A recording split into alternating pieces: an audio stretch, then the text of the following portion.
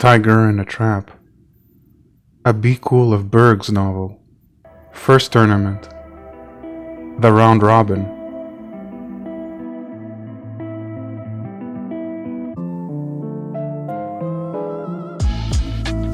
Bout 2.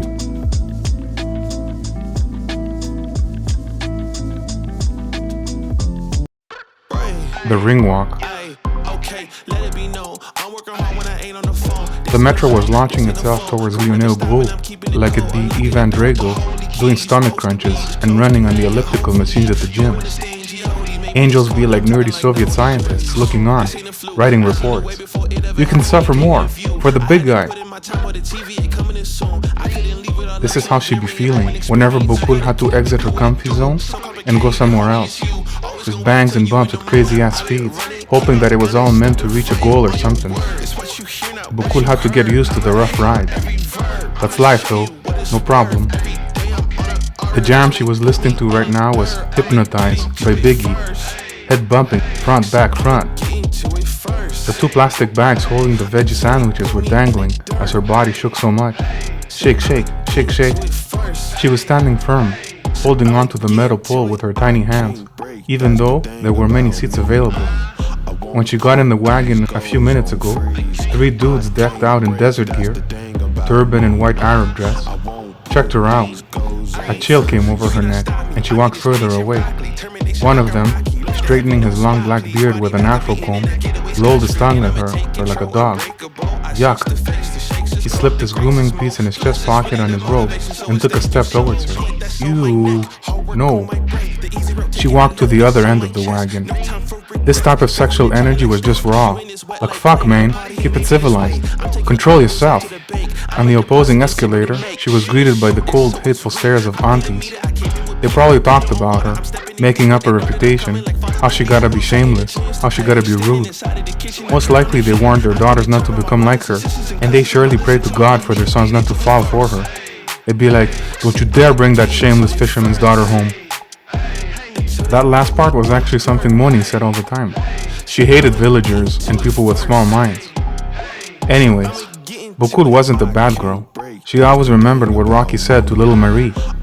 Like talk dirty and they think you're cute, but then you get a reputation. Fuck that. The only reason why aunties disliked Bokul was because of the way she dressed. Yo, she didn't mind dressing in spaghetti tops and short shorts in summer, most of which had a high waist. And she only did that cause her rash went away. Had to celebrate her health. Best believe it. It's true. Whenever she stepped on the shameless bus, it was during those rare times when her rash completely disappeared. That's it. Whenever that happened, it was like a miracle. Okay, true. There was that one time she wore the hot pink micro terry drawstring shorts from Juicy Couture, which actually showed her navel, but that didn't count. That one time, she only went outside in her bedclothes to go buy the bus pass for the new month, only cause her brother was too damn lazy to do it. Pity the fool who marries her. Bokul saw herself being rude like Clubber Lang, trash talking about Fahim to his back home bride. He a pussy, he not a man, he gonna neglect you. Get yourself a real man. Outside now, she was confronted by the gray sky. Taking a deep breath, she walked hastily to her building like she was training with Apollo. Poof, poof, poof. She pumped her butt as she kept a steady rhythm. As she walked, dogs accosted her from behind their fences, barking non-stop. Despite her decision to not think of fun things, because you just know that fly thoughts be going around in vibes, and could warn the bearded nuts driving around in SUVs, she gave in to her daydreams like she always did.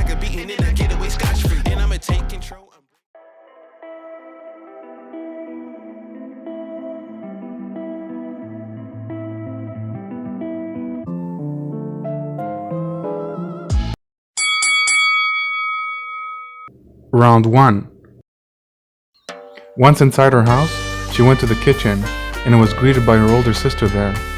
The mess in the house was getting worse. Ugh. Shumi took the bags and set the table. They got down to business like Cuban smugglers. The sandwiches were really tasty. The trick was to let the Italian dressing mix with the oregano and black pepper. Mix it all up. Word. Since moms usually prepared the rice for the coming evening, there was only yesterday's batch to eat, and it was not yet time for the new rice to be boiled. And yeah, moms ate most of that old batch for breakfast anyway, so Bokul knew that her sister wouldn't have anything to eat for lunch. She was such a lousy cook. How can a Bengali girl not know how to make a fine dish? And these days, Shumi was often depressed. I can't stay long, I gotta go to class, Bokul said after a few bites. Not bad. She had put a few hot peppers in there, cause it was like crime against the ancestors to eat bland food. White people honor their ancestors in their own way, nothing wrong with that. It took some time, but her stomach finally settled down. Food was a blessing for real. Like she could make a theory about it, how absorbing something that was prepared and organized with a recipe and cooking, that pushed the chaotic forces of anxiety away. Be gone, shadows. Have some bread and get the hell out. Shumi nodded, but was still looking at the table. Amma is still sick, Shumi said, talking about their moms. It's her arthritis. It gets worse when the weather changes. Shaking her head again, Shumi took offensive, unladylike large bites out of her sandwich and chewed like a cow. How come Bokul never noticed this before? And why was she getting so vexed about it? She finished first anyway and clapped the crumbs off her fingers. 1, 2, 1, 2. It's done.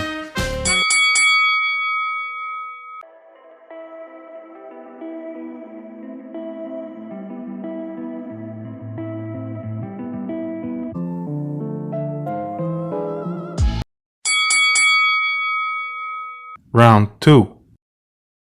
Class was gonna start in 30 minutes, so Bokul better get going. Again, her stomach started acting weird. She went to the bathroom and sat on the toilet. If only she could press a button and poop. Was it possible to activate the body like a coffee machine and set things in motion so one thing followed another and she wouldn't have to waste time? Nothing came, but at least she peed, grunting like Rick Ross. She poured water on herself, talking to the budna, saying, "You slick, baby, yeah." She washed her hands and looked at herself in the mirror. She looked away quickly. Shumi was looking at her hands on the table. How long she gonna stay? It was nice having family over. Okay, so I'ma leave now. Call me if you want me to bring you some supper or something. I'm really happy you're here. No one helps me out here. Suddenly, like a puppy in a pet store, begging for kindness, her sister looked up. Do you think something is wrong with me? Bokul was halfway through putting her arms inside her sleeves when the question disarmed her. Hold up. What? She slipped out of her coat, putting it on a chair, and then sat down again. What you be talking about? This morning, your brother-in-law told me I was worthless. What? Why? Reassured that someone was listening, Shumi sat straight in her chair, left her meal on the wax paper, and interlaced her fingers. She looked so deprived of attention. Despite wearing a hijab very early and saving herself until marriage, she was even worse than Bokul. Goddamn, there was no end to women's suffering. When the repairman came to fix the phone jack, I started talking to him. I don't know what got into me, but I felt like I should show these French guys that they have the wrong idea about us, that we don't keep quiet like mice, or that it's not true that we can't do anything without our husbands. I didn't realize that your brother-in-law had come down in the living room and saw what I was doing. Bokul sighed. She remembered that they were always dissing Shumi, teasing her with insults to start covering her face. They was like, "Are, you think you're who, Shabnur? A'udhu billah, to show your face to every man in the world?" They taunted her all the time. Humiliation was like their ammo, and she was the target made of cardboard. Shumi confessed all these episodes to her younger sister while sobbing all the time. And Bokul had told this to the only person who listened. Yo, Moni always knew what to do. She said that Bokul's brother-in-law and his retarded fob family were a bunch of villagers who had no clue about the modern world. Yeah, Moni had so much experience with life, but why would she abandon her wisdom to blindly follow those religious losers now?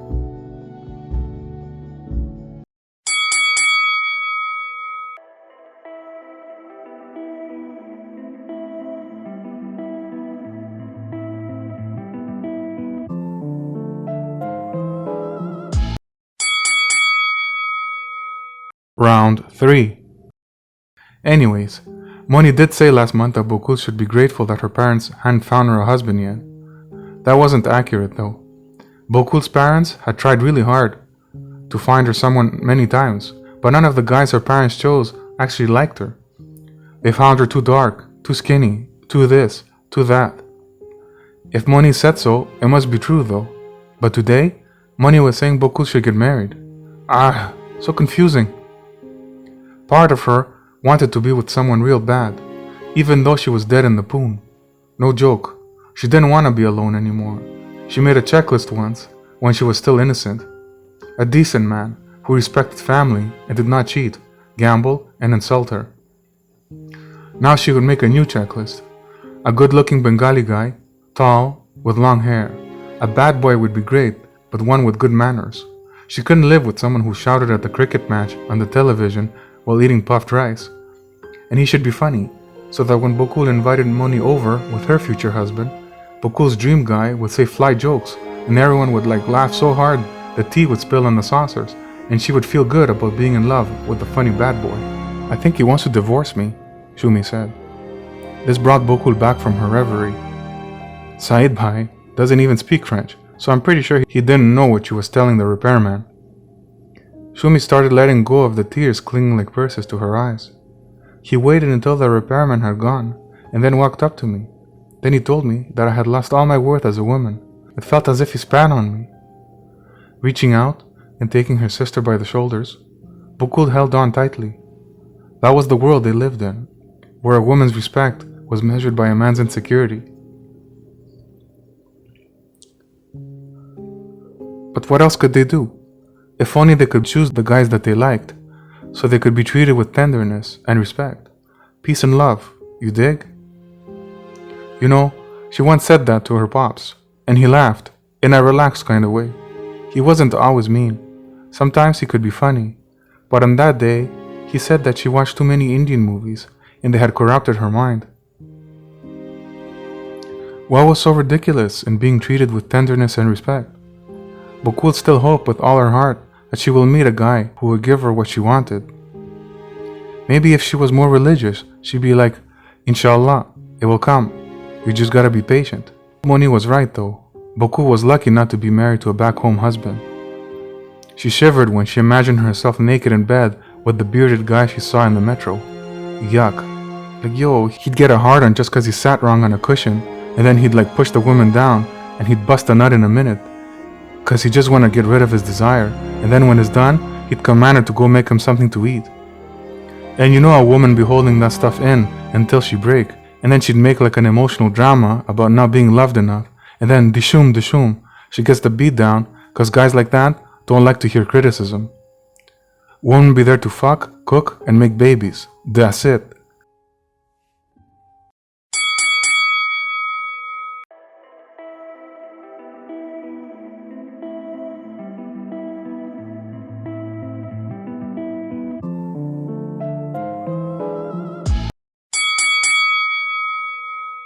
Round 4. Anyway, that's life. Chalk it up, add another stroke down for injustice. On her way out, Bokul looked at herself in the mirror. She was so happy to see that the rash stayed away from her face this time around. Her childhood was a nightmare. People would avoid even sitting next to her in class in elementary school. Going to check on her mom's, Bokul replaced the wet cloth over the woman's forehead, a fever that lasted all night. Next, Bokul passed by her room to get her books for the Middle East politics course. She checked herself in the mirror again. She caressed her fingers and her forearms now. She had put the last bit of lotion, alcohol-free to avoid the burns, she had left this morning, rubbing it all over her arms. Oh yeah, she just remembered that Moni said they would go to the gym after class tonight. With the cold weather, Bokul always had to cream her face. Being chucked up like a ghost would be super unpleasant. No worries though. Moni always carried lotion in her purse. Maybe if Bokul bought herself a purse, she would attract a good husband. Walking out, she imagined herself refined, holding a Louis Vuitton, and the guys would be checking her out. Did guys care about this stuff? Moni said that women didn't actually dress up for men.